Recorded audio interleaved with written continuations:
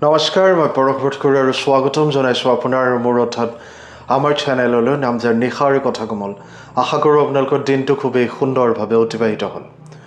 1994 চনৰ 17 জুলাইত পাছাডেনাৰ ৰোজ বাউলত কেলিফৰ্ণিয়াৰ গৰম ৰ'দৰ তলত ইটলীৰ আটাইতকৈ ডাঙৰ হৃদয় বিদাৰক পৰিস্থিতিৰ মাজত এগৰাকী ব্যক্তি থিয় হৈছিল। তেওঁ কান্দিব পৰা নাছিল, হতাশাত ভৰপূৰ। তেওঁ কেৱল থিয় হৈ আছিল, প্ৰায় নিথৰ হৈ পৰিছিল, যেতিয়া এটা জাতিয়ে, এখন দেশে নিজৰ সপোন হেৰাই যোৱাটো মাত্ৰ চাই ৰৈছিল। সেই মানুহজন আছিল ৰবাৰ্টো বাজিঅ'। আৰু সেই অবিস্মৰণীয় মুহূৰ্তত ফুটবলত সৃষ্টি হৈছিল ইয়াৰ অন্যতম হৃদয় বিদাৰক কাহিনী।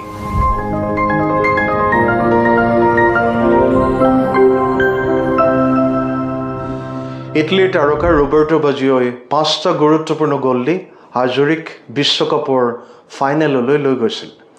ইটলীয়ে যেতিয়া সংগ্ৰাম কৰিছিল তেতিয়া বাজিঅ'ই তেওঁলোকৰ আশা জীয়াই ৰাখিছিল। নাইজেৰিয়া, স্পেইন আৰু বুলগেৰিয়াৰ বিৰুদ্ধে গ'ল দি তেওঁৰ বিখ্যাত ডিভাইন পনিটেইল লাখ লাখ ইটলীবাসীৰ বাবে আশাৰ প্ৰতীক হৈ পৰিছিল। ফাইনেল খেল ব্ৰাজিলৰ বিৰুদ্ধে আছিল। ৰোমেৰিঅ', বেবেটো আৰু ডুংগাৰ নেতৃত্বত ইটলীৰ আটাইতকৈ ডাঙৰ আশা ৰবাৰ্টো বাজিঅ'ই উৰুৰ আঘাতৰ সৈতে যুঁজি আছিল। তেওঁ বিষৰ মাজেৰে খেলিছিল, দলটোক সহায় কৰিবলৈ দৃঢ় প্ৰতিজ্ঞ হোৱা এগৰাকী যোদ্ধাৰ দৰে। গ'ল নোহোৱাকৈ 120 মিনিটৰ অন্তত পেনাল্টিৰ জৰিয়তে বিশ্বকাপ ফাইনেলৰ সিদ্ধান্ত ল'বলগীয়া হ'ল। ব্ৰাজিলে ৰোমেৰিঅ', ব্ৰাংকো আৰু ডুংগাৰ জৰিয়তে গ'ল দিলে। ইতিমধ্যে ইটলীয়ে 2টা পেনাল্টি মিছ কৰিছিল।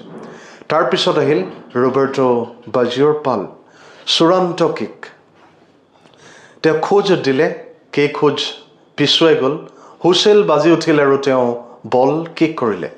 বল গ'লৰ ওপৰেৰে উৰি গৈ ক্ৰছবাৰত খুন্দা মাৰিল আৰু ইটলীৰ 4ৰ্থ বিশ্বকাপৰ সপোনৰ অন্ত পৰিল।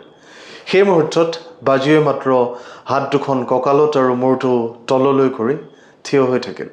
ব্ৰাজিলে তেওঁৰ পিছফালে উদযাপন কৰিছিল, আনহাতে তেওঁ অকলে মৌন হৈ মাত্ৰ থিয় হৈ থাকিল। সন্মুখত মাথো নিস্তব্ধতা। সেই মুহূৰ্তটো এটা মিছ কৰা পেনাল্টিতকৈও বহু বেছি আছিল। ইটলীক প্ৰতিযোগিতাখনৰ মাজেৰে কঢ়িয়াই নিয়া এগৰাকী নায়কৰ যন্ত্ৰণাদায়ক পতনৰ মুহূৰ্ত। কিন্তু কিংবদন্তি কেৱল জয়ী হৈয়ে নহয়, তেওঁলোকে কেনেকৈ বিফলতাৰ সন্মুখীন হয় তাৰ বাবেও তেওঁলোকক মনত ৰখা হয়। বাজিঅ'ই জানিছিল যে তেওঁ ইটলীক ফাইনেলত প্ৰৱেশ কৰাত সহায় কৰিছিল আৰু তেওঁ দোষ বা অজুহাত নেদেখুৱাকৈ পৰাজয়ো সুন্দৰভাৱে মানি লৈছিল। সেই বিখ্যাত ফটোখনত পৰাস্ত হোৱা খেলুৱৈতকৈ অধিক দেখা গৈছিল ৰবাৰ্টো বাজিঅ'ক।